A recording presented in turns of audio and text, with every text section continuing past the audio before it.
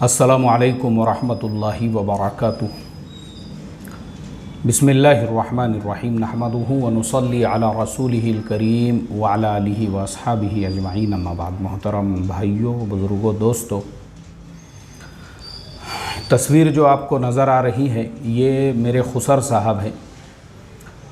हज़रत मौलाना सैयद कौसर साहब क़ादरी रहमतुल्लाहि अलैहि।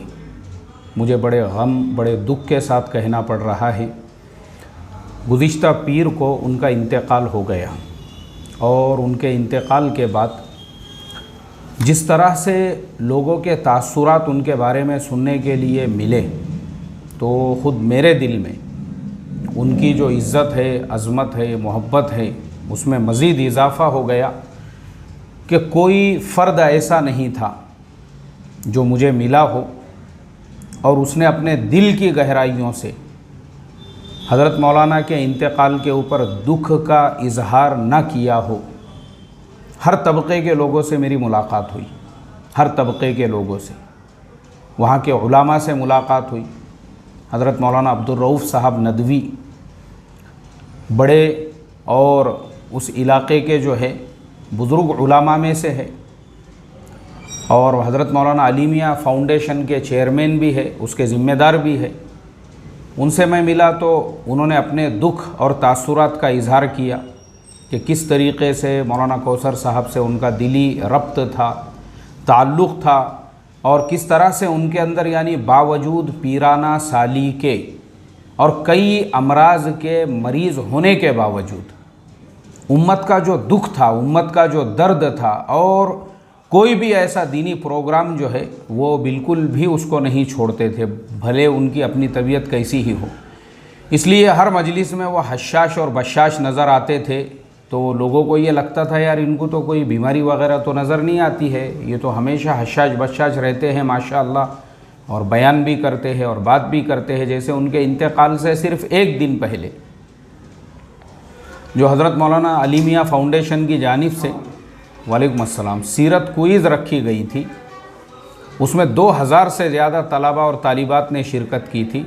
मौलाना कौसर साहब उस मजलिस में भी शरीक रहे। कैसे है आप अब्दुर्रहमान भाई? खैरियत से है ना? तबीयत वगैरह? हमारे ससरे साहब का इंतकाल हुआ था, मैं गाँव में था, आज सुबह में ही आया हूँ। आप तो खैर आफियत से है ना? चलो ठीक है। तो एक दिन पहले ही मौलाना ने वहाँ पे बातचीत की। वहाँ के जो मौलाना अब्दुल रऊफ़ साहब के साथ में जो नौजवान उलामा जुड़े हुए हैं, जैसे हाफिज़ आमिर साहब हैं माशाअल्लाह, बेहतरीन कलमकार भी है। उन्होंने मौलाना के ज़िंदगी पर, मौलाना की ज़िंदगी में ही मौलाना के जो अहवाल ज़िंदगी है, हाफिज़ आमिर साहब ने उसको जो है अपने कलम के ज़रिए से कलमबंद कर दिया था और माशाअल्लाह उनकी ज़िंदगी में ही जो ब्लॉग वो लिखते हैं, उस ब्लॉग के ज़रिए से लोगों तक उन्होंने ऐसे जो बुज़ुर्ग उलामा हैं उनके ज़िंदगी के अहवाल लिखे थे, उसमें मौलाना के भी अहवाल लिख कर उनके ज़िंदगी में ही उसको शाये किया था। ऐसे ही वहाँ पे और जितने भी नौजवान उलामा मुझे मिले तो सबके तासुरात यही थे कि मौलाना जब भी मिलते थे हमने उनके जैसा बाअखलाक इंसान, उनके जैसा नरम मिजाज इंसान, उनके जैसा हमने यानी हर एक को ऐसा लगता था। मेरे उस्ताद मोहतरम हाफिज़ ज़ुबैर साहब फ़ारूक़ी, इमाम व ख़तीब काली मस्जिद कदीम जालना, उनके तासुरात ये थे जो उन्होंने कई लोगों के दरमियान में कल बताए। उन्होंने कहा कि मौलाना का मिजाज ऐसा था कि अगर आप उनसे मिलो तो जो बशाशत उनके अंदर होती थी और जो प्यार से वो मिलते थे, तो हर मिलने वाले को ये लगता था कि मैं मौलाना का बहुत करीबी हूँ और मौलाना सबसे ज़्यादा मुझे चाहते हैं और मेरे से मोहब्बत करते हैं और मेरा रिस्पेक्ट करते हैं और मुझे मेरा इकराम करते हैं। ये हाफिज़ ज़ुबैर साहब के तासुरात थे। ऐसे ही मौलाना के जो साड़ू होते हैं डॉक्टर अब्दुल रऊफ़ साहब, उन्होंने कहा कि मौलाना ने अपनी ज़िंदगी के अंदर जो दीनी खिदमत अंजाम दी है वो उनके लिए सबसे बड़ा सरमाया है और फिर बाकी जो दीगर और जो लोग हैं, जैसे बहुत से जो तिजारत पेशा लोग हैं, जैसे मेरे अपने खालू अलहाज सैयद नज़ीर अली साहब जागीरदार और इसी तरह से हमारे खालाजाद भाई अलहाज सैयद सलीम साहब जागीरदार उनके साथ बैठना हुआ। उनके तासुरात ये थे कि मौलाना बहुत ही खुश मिजाज थे, नरम मिजाज थे, और लोगों के साथ में जो उनके, यानी आप सोचो हर लाइन का जो इंसान था उसके दिल में मौलाना के लिए जो मोहब्बत थी, जो इज़्ज़त थी, जो रिस्पेक्ट था, अभी मैं आपको क्या बताऊं। मुझे वहाँ पे लोगों ने किस किस तरह के जो लोगों से तासुरात, यानी हर मिलने वाला। अच्छा, रात में मैं पूना के लिए मेरी वापसी हो रही थी, तो सैयद आमिर अली साहब माशाल्लाह बड़े इंजीनियर हैं, एक बड़ी कंपनी में क्लास 1 की पोस्ट पर है। उनके वालिद साहब भी मशहूर व मारूफ एडवोकेट, और उनके चचा वगैरह पूरी फैमिली हायर एजुकेटेड है। वो जाफराबाद में थे। उन्होंने मुझे फ़ोन किया कि मेरे आने तक आप निकलो मत, मैं सीधा बस स्टैंड से आपके पास ही आ रहा हूँ, क्योंकि मैं आपसे मुलाकात करना चाहता हूँ। फिर सैयद आमिर अली साहब से मुलाकात हुई, और मेरे उनके ताल्लुकात अलग निस्बत से थे, यानी वो मेरे साथ जुड़े हुए थे। लेकिन जब उनको पता चला कि मौलाना सैयद कौसर साहब वो मेरे खुसर साहब और मेरे ससुर थे, तो फ़ौरन उन्होंने अपने मोबाइल में से मुझे कुछ तस्वीरें निकाल के दिखाई। बोले देखो ये तस्वीरें हमारी पूरी फैमिली की है, इसमें मेरे सारे चचा, सारे भाई वगैरह हम सब लोग हैं। मौलाना हमारी फैमिली के साथ इतने अटैच थे कि अभी कोरोना के ज़माने में ईद की नमाज हमारे मकान पे मौलाना ने ही अदा फरमाई थी पूरे फैमिली के साथ में। इसी तरह जमात इस्लामी हिंद के उस इलाके के बड़े ज़िम्मेदारों में जो शुमार होते हैं सैयद अब्दुल वहीद साहब, हमारे बचपन में वो हमारे अपने बस्ती के अमीर मकामी थे जमात इस्लामी के। उनकी अहलिया का भी अभी 20 दिनों पहले इंतकाल हुआ। हमको पता चला तो हम लोग वहाँ पे भी ताज़ियत के लिए पहुँचे, और मैं आप तमाम लोगों से उनके मग़फ़िरत के लिए भी दुआ की दरख्वास्त करता हूँ कि आप उनके अहलिया के लिए भी दुआ फ़रमाएँ, अल्लाह ताला मरहुमा की मग़फ़िरत फ़रमाएँ और उनके अहल व अयाल को भी सब्र जमील की तौफ़ीक़ अता फ़रमाएँ। तो सैयद अब्दुल वहीद साहब से जब मुलाकात हुई, उन्होंने कहा कि मेरी अहलिया का जब इंतकाल हुआ तो मौलाना सबसे पहले सुबह सुबह ही जैसे ही उनको इत्तला मिली वो पहुंच गए, और तजहीज़ व तकफ़ीन सारे उमूर में वो साथ में रहे। और फिर उसके बाद वापस से दोबारा रात में ताज़ियत के लिए भी तशरीफ़ लाए कि भाई मय्यत के घर का क्या हाल अहवाल है, उनके घर पे जाके भी ये मालूम करना अल्लाह के नबी सल्लल्लाहु अलैहि वसल्लम की एक सुन्नत है। इतने दर्द के साथ अब्दुल वहीद साहब ने ये तासुरात पेश किए कि उससे पता ये चला कि हर जमात, हर तबका, हर नज़रिया, हर मसलक के लोग मौलाना कौसर साहब को दिल से उनसे मोहब्बत करते थे। तो हर तरह के जो लोग मिले ना, तो मैं पहले तो अहले जालना का, उसके अतराफ़ में जो रहने वाले देहात के जो लोग रोज़ाना आ रहे थे मिलने के लिए, उनका तहे दिल से शुक्रिया अदा करता हूँ कि भाई आपने आकर उनके घर पर जो ताज़ियत दी हमारे सालों को, और हमारी सास है और इसी तरह से जो है उनकी पूरी फैमिली को, हम आपका तहे दिल से शुक्रिया अदा करते हैं। क्योंकि लोग रोज़ाना चालू थे, रोज़ आ ही रहे थे, मस्तूरात का भी जो है आना जाना, और इसी तरह से मर्द हजरात भी आ रहे थे ताज़ियत देने के लिए, जिसको जैसे जैसे पता चल रहा था। तो सबसे पहले तो हम आपका शुक्रिया अदा करते हैं। बड़ी यानी ऐसे वक्त के अंदर लोगों का दूर दूर से सफ़र करके आना, अतराफ़ के जितने भी देहात है, रंजनी है, परतूड़ है, अंबड़ है, जाफराबाद वग़ैरह से आकर उनके फैमिली को इस तरह से जो है मिलना और मिलकर ताज़ियत देना, ये यानी ये इस बात की अलामत है कि आप लोगों को मौलाना और मौलाना की फ़ैमिली से कितनी मोहब्बत थी। तो मैं इसके लिए आप लोगों का शुक्रिया अदा करता हूँ। मेरे अपने भी जो रिश्तेदार जो दूर दूर से आकर मिल रहे थे, ताज़ियत दे रहे थे, मैं उनका भी, मेरे अपने शागिर्द भी और मेरी शागिर्दाएँ भी, जिन्होंने आकर जो है हमारे सास को और उनके घर की मस्तूरात को जिस तरह से ताज़ियतें वग़ैरह वहाँ पर दिए, मैं सबका तहे दिल से शुक्रिया अदा करता हूँ। आखिरी में मेरे जो तासुरात है मौलाना सैयद कौसर साहब कादरी रहमतुल्लाह अलैह के ताल्लुक़ से, वो भी मैं बताना ज़रूरी समझता हूँ।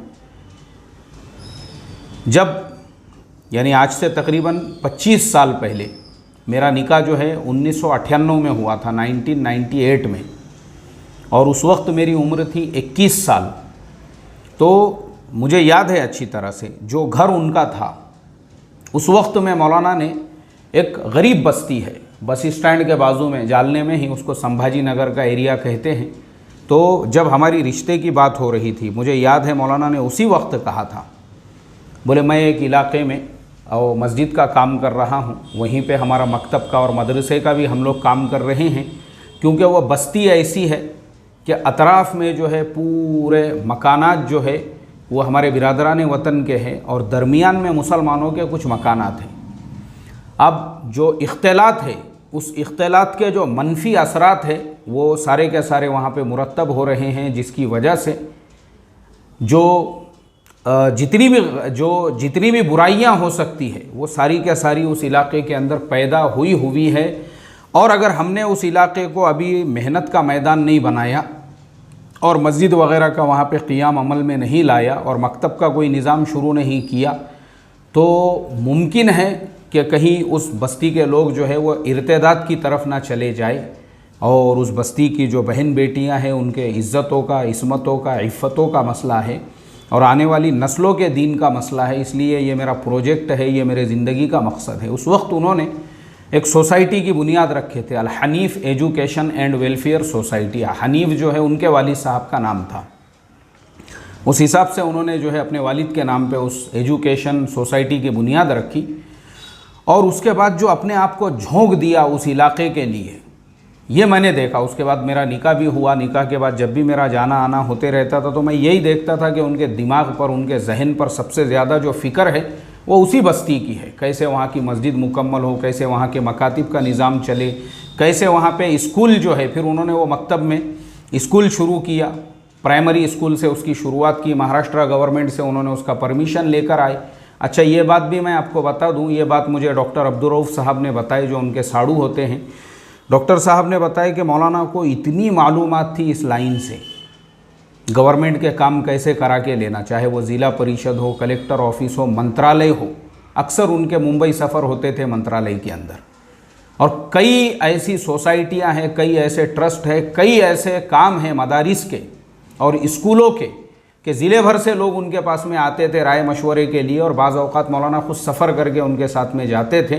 तो मौलाना ने खुद अपने भी स्कूल की जब बुनियाद रखे थे तो उसको महाराष्ट्र गवर्नमेंट से गैर अनुदानित के नाम से उन्होंने जो है मंजूर कराया था। गैर अनुदानित उसे कहते हैं कि भाई गवर्नमेंट जो है आपको कभी भी इसमें मदद नहीं करेंगी, वो ख़ुद तुमको चलाना है। लेकिन जब कांग्रेस गवर्नमेंट जा रही थी, पृथ्वीराज चौहान महाराष्ट्र के मुख्यमंत्री थे, उन्होंने जाते जाते जितने भी नॉन ग्रांटेड स्कूल थे, यानी जो गैर अनुदानित स्कूल थे, वो सारों को उन्होंने अनुदानित करके चले गए। उन्होंने कहा कि चलो जाते जाते एक अच्छा काम ये कर देंगे और सारे स्कूलों को उन्होंने ग्रांट दे दिए। उसमें मौलाना का भी स्कूल था। अब ग्रांट जो स्कूल को मिल जाता है, उस स्कूल के अंदर जो टीचर होता है, तो एक एक टीचर की भर्ती के लिए लोग 10 लाख 20 लाख रुपये लेते भी है और देने वाले देने को भी तैयार रहते हैं। भाई तुम्हारे स्कूल में जो है, क्योंकि ग्रांट मिला हुआ है, आगे चल के उनको भी 1 लाख 1.5 लाख की तनख्वाह शुरू होने वाली है।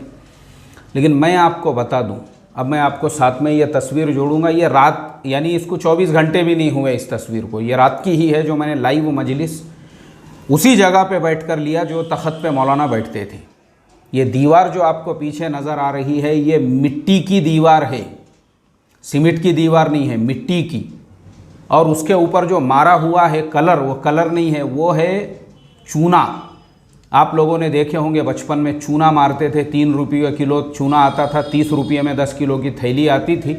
उसको जो है पानी में डाल के रखते थे घंटा 2 घंटे और उसके बाद वो चूने को झाड़ू से मारते थे। ये वही चूना है और ये मैं आज से नहीं देख रहा हूँ। जब मेरा निकाह हुआ सेम यही दीवार है, वही पतरे है छत के ऊपर, वही पंखा है, बाजू में जो वायर लटक रहे हैं वो सेम टू सेम पिछले 24-25 साल से वही, यहाँ तक के जो बटन भी है वो भी वही, कोई चीज़ में उन्होंने तब्दीली नहीं की है।